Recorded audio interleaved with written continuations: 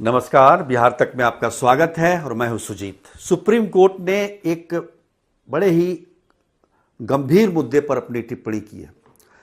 ये टिप्पणी ऐसी है कि इस पर राजनीतिक दल को भी विचार करना चाहिए और जनता को भी इस पर सोचना चाहिए कि आखिर इसका अंत कहां होगा। जिस प्रकार से राजनीतिक दल लोक लुभावन योजनाएं लेकर आ रहे हैं ताकि जनता का वोट उन्हें प्राप्त हो, उसका अंत कहां होगा और कैसे होगा। क्योंकि अगर देखा जाए तो घुमा फिरा के सारा कुछ सब कुछ भार जो है वो कहीं ना कहीं जनता के सिर पे ही पड़ता है। चाहे वो मुफ्त में अनाज दी जाए या फिर मुफ्त में बिजली दी जाए या फिर मुफ्त में पानी दी जाए, इसका कहीं ना कहीं अर्थव्यवस्था के तौर पर अगर हम देखें तो भुगतना आम जनता को ही पड़ता है। सुप्रीम कोर्ट ने इसी को लेकर टिप्पणी की है और उसने कहा है कि चुनाव से पहले राजनीतिक दल की तरफ से जो घोषणाएं की जाती है, मुफ्त में सुविधाएं देने की घोषणाएं की जाती है, वो गंभीर विषय है और इसके कारण कई और दिक्कतें देश स्तर पर भी हो सकती है। मैं आज इसलिए इसकी चर्चा कर रहा हूं सुप्रीम कोर्ट की इस टिप्पणी पर, क्योंकि आने वाले समय में सबसे पहला चुनाव बिहार का है, 2025 का विधानसभा चुनाव, और बिहार में भी इस तरह की घोषणाएं होंगी और हो चुकी हैं।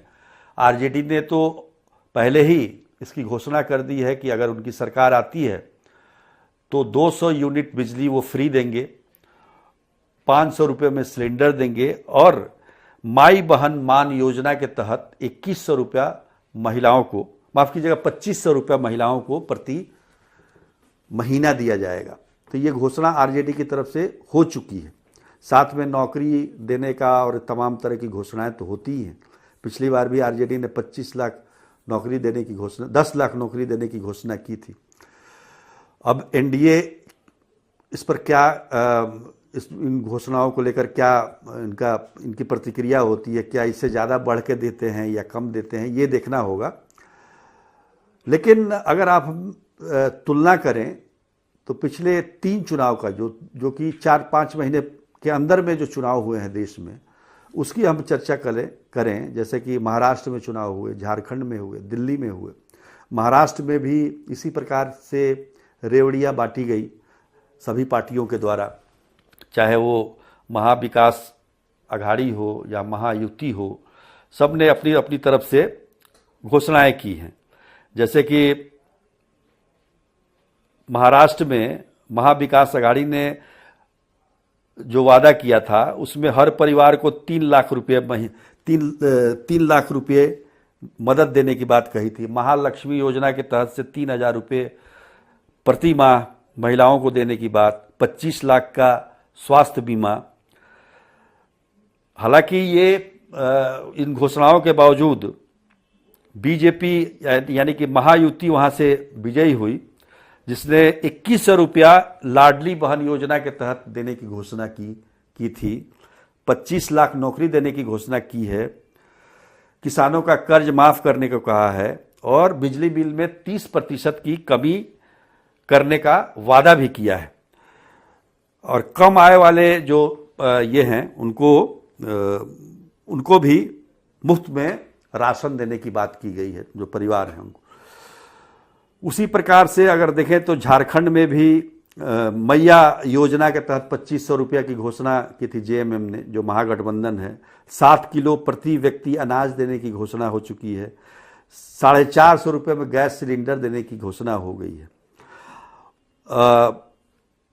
बीजेपी ने भी इसी प्रकार से घोषणाएं की थी। दिल्ली में की बात करें तो दिल्ली में बीजेपी ने कहा है कि 2500 रुपये महिलाओं को दिया जाएगा प्रति महीना, गर्भवती महिलाओं को 2100 रुपये, गरीबों को जो है, गरीब बहनों को वो भी जो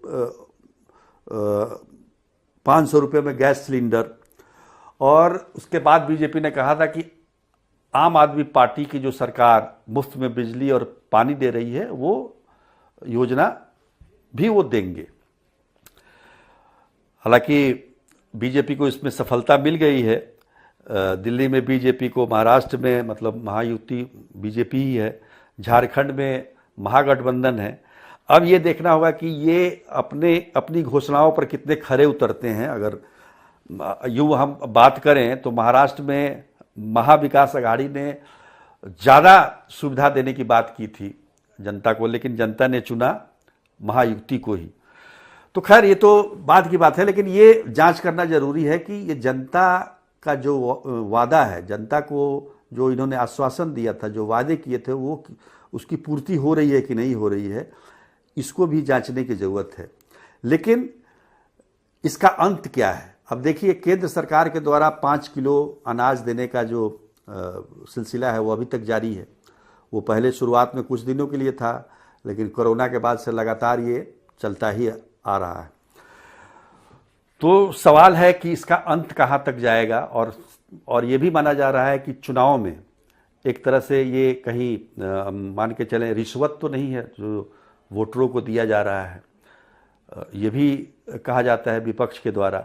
जो सत्ता में होते हैं वो तो अपने तरीके से जो भी उन्होंने आश्वासन दिया उसको पूर्ति करने का प्रयास करते हैं, लेकिन जो विपक्ष में है उनके लिए तो यही होता है कि जो सत्ता पक्ष ने वादा किया है वो पूरा नहीं किया। भले ही वो सत्ता में आ जाएंगे तो वो पूरा होगा या नहीं होगा इसकी कोई गारंटी नहीं है।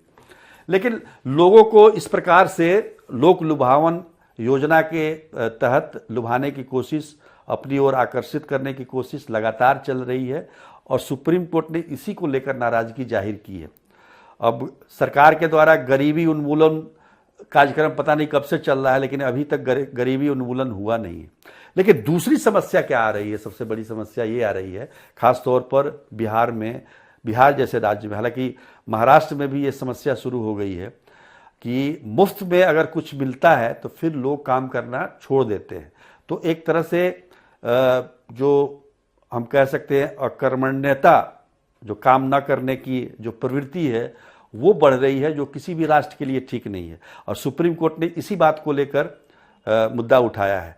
दिल्ली में हमने सुना कि सभी पार्टियों ने 1-1 हज़ार रुपये दिए वोटरों को अपने पक्ष में वोट डालने के लिए, और जनता ने हर एक पार्टी से पैसे भी लिए, लेकिन जिसको वोट डालना था उन्होंने वोट डाला।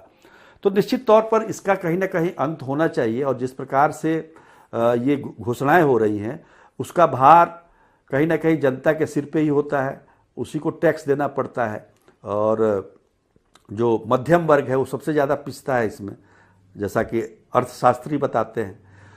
तो मुझे लगा कि चूंकि बिहार का चुनाव है, इस विषय पर भी एक चर्चा होनी चाहिए, और इसी चर्चा के तहत हमने इस विषय को आपके सामने रखा है। तो आज के लिए इतना ही, तब तक के लिए नमस्कार।